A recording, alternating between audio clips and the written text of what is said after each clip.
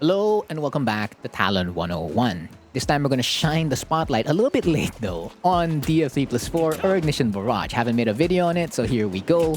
And this is a 3-hitting string that you could do in left foot forward or in right foot forward by simply inputting down forward 3+4. Now this is a fantastic move at 13 frames if it were safe. No, it is -14, so it strictly remains a punisher, but it just being a punisher is a godsend for Hwoarang because DF2.3 O'Brien was a move Hwoarang couldn't punish consistently, as you can note by the pushback. So 1-1 whiffs, 4-3 will only catch if you were close up with no pushback, but if the pushback was there, then expect your 11-frame punisher, regardless of which version you use, for it to whiff there, which is a big deal in this matchup, so Brian could abuse it, but he can no longer do that in the presence of DF3+4, regardless of the distance he presses it.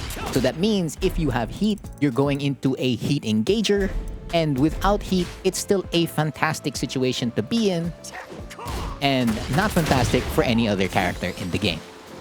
So of course, let's review frame data. Down forward 3+4 or Ignition Barrage is a 13-frame mid-hitting string that is +4 on hit to force crouch, -14 on block, and will always return Hwoarang back to left foot forward even if you did it in right foot forward. Of course, the cherry on top for this move is that it is a heat engager, so if you get this move to connect, you will have massive frame advantage at +9, and you can instantly lock your opponent with a wall standing 1-4. Of course, we'll get to the other options about heat later, but let's talk about where the move tracks. The move is a fantastic option when it comes to tracking sidestep right. Most especially if we put it at null frames or 0 frames. So 0 frames is after RFF2-1, and if we have to do that, DF3+4 will always catch a sidestep right, even if we upgrade this to sidewalk right. So it protects Hwoarang's strong side really well, but it does not protect his weak side as much. So if an opponent is stepping up Hwoarang to the left, which they should be, it's going to be a nightmare even if you have this move and heat active. That isn't bad per se, because as you go up in frames, not +1, right? Because +1 would still catch the sidestep right, but it won't catch the sidestep left. The +2 is going to be affected by the range in which you do Ignition Barrage. So if I do it point blank, let's even reset the position, it will whiff at point blank. But if I do it somewhere with some range in between me and my opponent, so now +2 is a little bit handy, but it's also not the most reliable thing, most especially if you're not conscious of the distance. Now, we can't go to +3 because Hwoarang doesn't have a +3 in left foot forward or right foot forward, so we're gonna jump to +4. That is after RFF back 2, and this is when you start to reliably catch sidestep left wherever you go. And it's harder to catch range here because RFF back 2 has momentum, forward moving momentum. So this is as close as you can simulate that, and you're still catching sidestep left. Now, sidewalk left will still be the bane of Hwoarang's existence in most situations, so you're still not catching that, but at least you're catching 3 sidestep options from the opponent, which is a huge deal, most especially if, again, heat is active to make it a safe move with the heat dash. +5 is the last part of where this move really has enhanced tracking. So if we do this from LFS1, again, you're still stopping sidestep left. And if you do this after RFS2, you're still stopping sidestep left. Again, just to showcase sidewalk left, right? That's gonna whiff. And after RFS2, that's still going to whiff. Now, this move is officially homing in 2 scenarios. Running 3 and FF3. What those 2 moves share is that they are +6. So +6 is the number to make this move completely homing. So if you have heat active and you don't know what to do in both of these situations, simply press DF3+4 right after FF3 or running 3. Now, it is a heat exclusive option. Not unless you have the hard read. If you have the balls to do that, go ahead. But mainly you are playing against a Rage Art, a jab or a down jab, and of course a quick power crush. I only have 3 of the options recorded here, so you can explore in the lab or others, but generally what you want to do is use a I-12 option or faster when you use the heat dash after down forward 3+4. So just to showcase, we have the jab up and we want to use an I-12 move or faster, so using roll and choke 2+4 back is a perfect option to always default to against pretty much all three of these options. So that's now Rage Art on deck. We're gonna activate Heat, Roll and Choke, and for as long as lag isn't affecting you, that Rage Art can't activate. And lastly, a very fast Power Crush in Elisa up back 2. Of course, it would register as a counter hit, and the opponent's not getting out of that. That's really, really good for Hwoarang. Now, of course, you're gonna play around most options, and let's say you don't want to use Roll and Choke or 2+4 back. Then you can, you know, it's +5, so the LFS1 and RFS2 situation applies, but mainly the LFS1 because you're not in RFF. So a standard DF1 and a standard down back 4 or even down back 3, depending on which option you need to avoid or counter, is what you apply there. Of course, that's like a very, very short list. You can change that depending on what your opponent has been doing throughout the game. Now, that is on block. Now, if your opponent does get hit by this move, you need to do a couple of options. Now, if you want max damage, you need to default to running 3. Now, of course, as you can see, running 3 requires some execution. You need to buffer your forward input immediately in order to get that big damage. See, even I whiff it multiple times. So that's 47 damage. That's really, really big. But if you want the more consistent options, then you may want to use Crouch Dash 3. And if not Crouch Dash 3, Cheap Shot in Forward 3, Slide 3. They're roughly around the same damage. It's just pick your Okizeme, whether you want to be an LFF or LFS.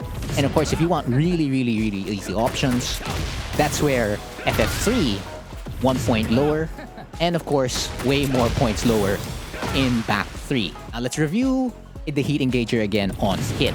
So again, if you get the hit, hold down while standing 1-4. Why while standing 1-4? Because your opponents cannot press anything in general when they get hit by it. Again, it's +9, so don't expect any side steps, don't expect any back dashes. You just want to keep them in place, and while standing 1-4 would pretty much keep them in place. There's not a lot of options they can do at that point. So what do you want to mix while standing 1-4 with? You want to mix it with down back 4. And of course, right, it's connected to Heat, so it's in that counter hit zone for RFS F4, which is what you want. So you just mix these two options, and of course, depending on how the opponent reacts, that's when you change up some of the options you do. So if the opponent does freeze up, then that's when you can really go for that down 3-4, or you can go, you know, for bigger frames into like running 3, FF3, and the likes. The next thing to address is how this move works without Heat, because primarily you're going to be using it with Heat most of the time, and you're never really going to get a chance to use it without Heat, not unless your opponent throws out something that's -13 and you didn't want to do DF1-3 and get that +6 situation in left flamingo stance. So DF3+4 on hit, as you can see, is +4S force crouch. That is the same as while standing 4-4, which means you do the exact same options against sidestep left and sidestep right. So of course we're gonna cover sidestep right first. So again, sidestep right. If you, again, you have the balls to throw out another DF3+4, go ahead and do another Ignition Barrage. Of course, sidewalk right would eat DF1. That's gonna be taken out of the equation. But you can still throw it out if it's only a sidestep. Same with F1+2 and no lows inside. So you're generally just cycling through those mids because there's no lows here that are connecting, not even the second hit. I guess, again, Elisa is on the higher end of sidesteps, so maybe against an average sidestep, down back 4 or even down 4 could catch an opponent's sidestep right. Of course, now we're going to change the script, change it to sidestep left. Of course, sidestep left, you are +4, so of course you can catch a sidestep left, but of course it's not going to catch sidewalk left. Same would be with F1+2. So I guess Elisa says no to F1+2. So again, put an asterisk beside that. DF2 will also get that asterisk as well, because sidewalk left would kill this move. Down back 4 is now going to be your reliable low, and so would down 3-4. Let's just double check if down back 3 connects. Yes, it does. And so does down 4. So that's where all your lows exist if the opponent is sidestepping towards the left. So that pretty much rounds up what you're supposed to do if you get this move on hit without Heat. The only other thing you do need to worry about this move is that if an opponent challenges with a Power Crush, there is an airborne state here. I want you to look very closely at the bottom left where the box of status is, right in between frame data and distance from opponent. you're gonna notice airborne. Did you catch it? I'm gonna do it one more time. The last hit, he is in an airborne state. This is a big deal because when you're challenging an opponent against the power crush, generally you can live or don't die as much, right? So here I just get hit by the heat burst and I'm fine. And if we increase the frames into like +5 and I do DF1, I live. So nothing bad ever happens to me. If I'm just challenging them, they return back to a neutral situation. That's Tekken 8. If I do DF3+4 or Ignition Barrage at both +1 and +5, my ass is in the air. That is a combo. That's not good for Hwoarang. It never is. So if an opponent does have heat active, or well, heat is still active for them, they haven't spent it, right? It's still in their reserves. Take care when you're actually trying to catch their sidestep left or sidestep right, most especially if you're using it as a heat dash follow-up option. The last other thing you need to know about Ignition Barrage is that it breaks floors, right? So if you have an airborne opponent and you do it, that will break the floor in any floor stage gimmick.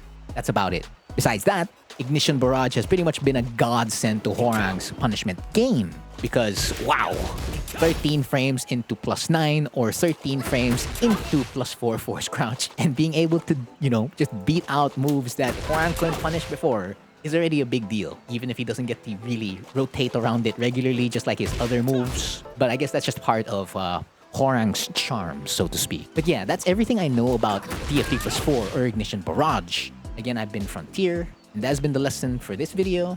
I'll see you in the next one. Thank you for watching.